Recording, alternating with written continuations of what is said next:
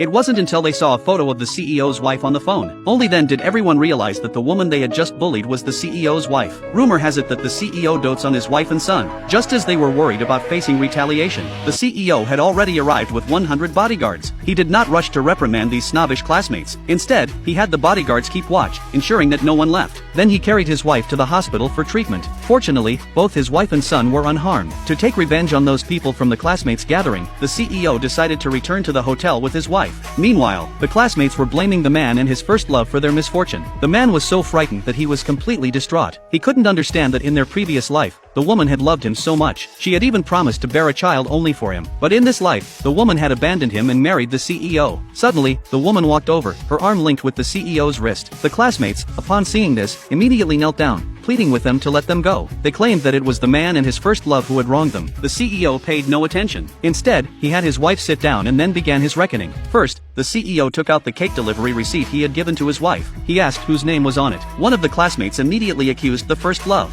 claiming that it was the first love who had signed for the cake on the woman's behalf, and had even smeared the cake on the woman's face. The CEO immediately asked everyone for a favor. Everyone was more than willing. So, following the CEO's orders, they smeared the cake all over the first love's face. In doing so, they avenged his wife. Next, the CEO began to take action against the man. He began by thanking the man for breaking up with the woman 7 years ago. Otherwise, he would not have been able to marry such a wonderful wife. After saying this, he punched the man, sending him crashing to the ground. The man had hoped that the woman would plead on his behalf. But little did he know, the woman had already come to despise him. She picked up a cup of grape juice and poured it over his head. The first love could not bear to see the man humiliated, hoping that the woman would show mercy for the sake of their past as lovers. To his surprise, however, the woman made a demand. She ordered the man and the first love to kowtow and confess their mistakes to her. They had to continue until she was satisfied. After having finished reprimanding the two, the woman then turned her wrath toward the other classmates who had bullied her. She demanded that they vanish from the city within a day. As the woman turned to leave, the man suddenly called her back and asked her when she had stopped loving him. The woman replied that she had stopped loving him the moment they broke up 7 years ago. Moreover, she was very grateful to fate for giving her a second chance at life. It was precisely because she left him that she was able to marry the CEO,